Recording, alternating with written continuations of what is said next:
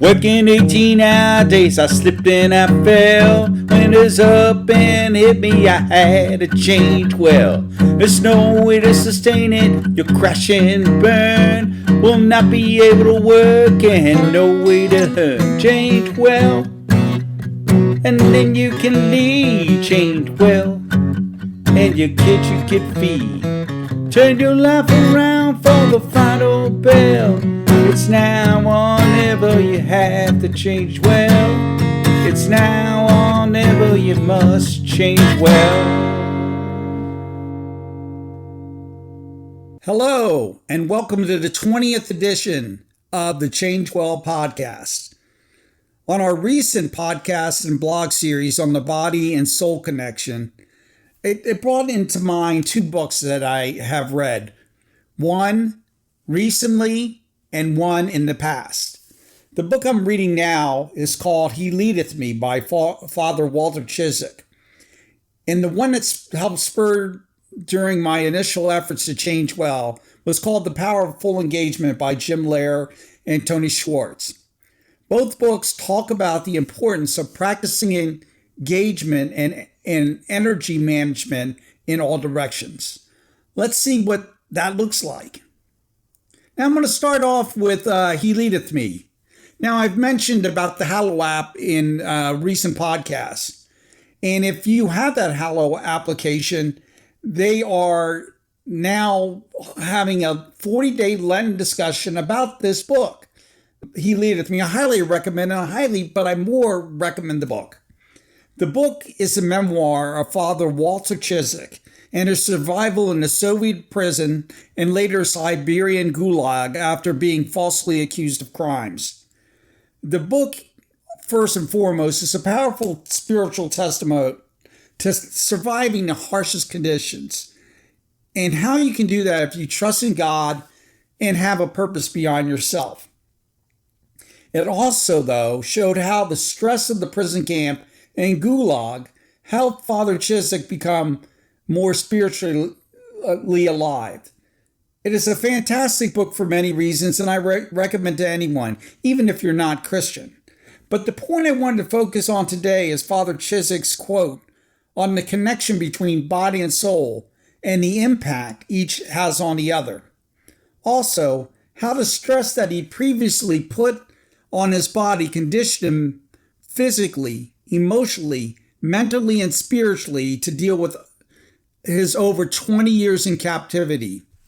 Here are the two pertinent excerpts I'm talking about. And they're forever etched in my mind, heart, body, and soul. During my early years in religious life, I had even tried to outdo the legends of the saints in fastings and penances of every sort. But I did it not so much to punish the body or attain perfection as to prove to the world and to myself how tough I was. Yet it was only now, when each day ended with exhaustion and the body cried out for every minute of rest, every little respite from work, every extra crumb of food, that I really came to appreciate the marvelous gift of life God had given man in the resources of the human body. The intimacy that exists between soul and body is a marvel of creation and a mystery of human existence.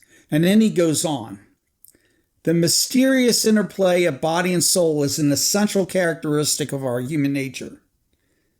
If the body is sick or sore, tired or hungry or otherwise distressed, it affects the spirit, affects our judgment, and changes our personality. It is through the body that we express and experience love and kindness and comfort. We excuse our snappish, petty, ill-mannered conduct to one another on the grounds that the body's having a bad day. We are constantly, day in and day out, after hour, under the influence of these mysterious workings of soul on body and body on soul. Now, I talked about this in the last podcast. I could never say that eloquently about body and soul combination and how they're important. He Leadeth Me by Walter Chisholm with Dan Flaherty was his other author that helped him. points out that if he had not trained himself physically, he could not have kept his body and emotions intact. He also discusses in the book how his spiritual well-being and purpose helped him to drive on even when it appeared physically impossible. So that body and soul connection and how they play on each other. Now let's go to the book that I read way back when I started, just as I was starting my wellness journey. It was given to me by my boss, and we had it as a leadership book for our group. It's by Jim Loehr and Tony Schwartz, and it's called The Power of Full Engagement. It makes a similar connection, albeit from a secular viewpoint. This book, as I said, was instrumental in my starting my wellness journey. The fundamental premise is to become a fully engaged, productive, and effective person and leader. You should focus on managing energy rather than time. The second key idea is that there are 4 dimensions of energy, the capacity of which you need to increase and manage to be fully engaged and high performing. These are physical energy, which focuses on the overall quantity of energy available to you.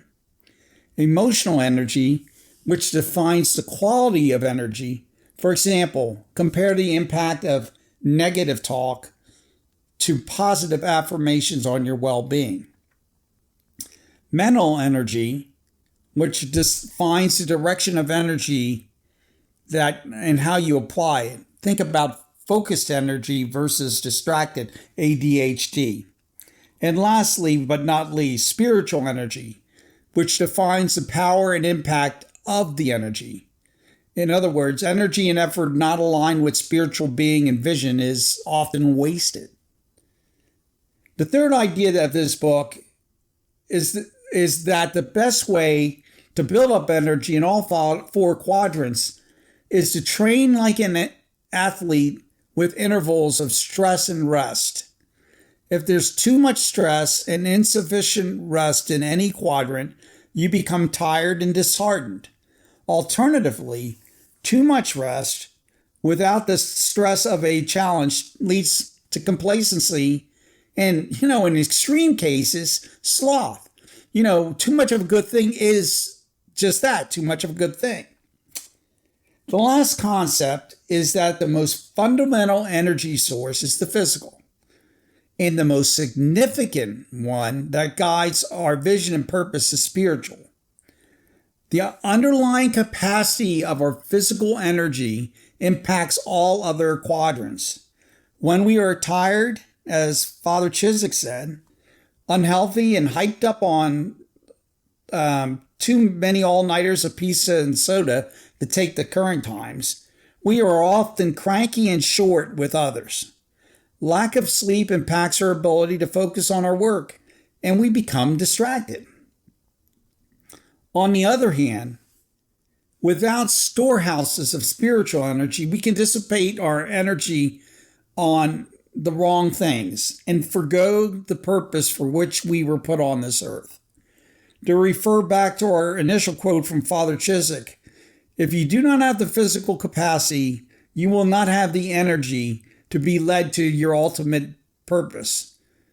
And if you do not have the spiritual backbone and purpose for living, you will be led in the wrong direction. I highly recommend that you take time to read both books. I cannot underestimate the impact they had on my life. And my blogs and podcasts focus on how I use these concepts in both books to change my life. Just to name a few, if you have the time and you haven't checked it out yet, check out episode 2, which covers 7 techniques that cover the gamut of all 4 energy quadrants. Episode 4, Waking Up to Your Why, is all about the spiritual component, how to define your why and your vision and your reason for living. In episode 7, Think Yourself to a New You, focuses on ideas for emotional and mental energy and well-being.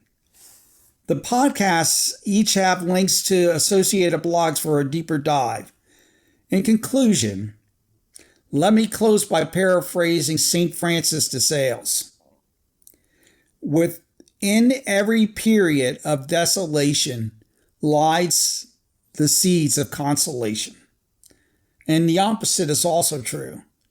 To best build our capacity in all four quadrants of our humanity, physical, emotional, mental, and spiritual, we must learn how to harness the ebb and flow of stress and relaxation to become more fully engaged, more fully human, and, of course, to change well.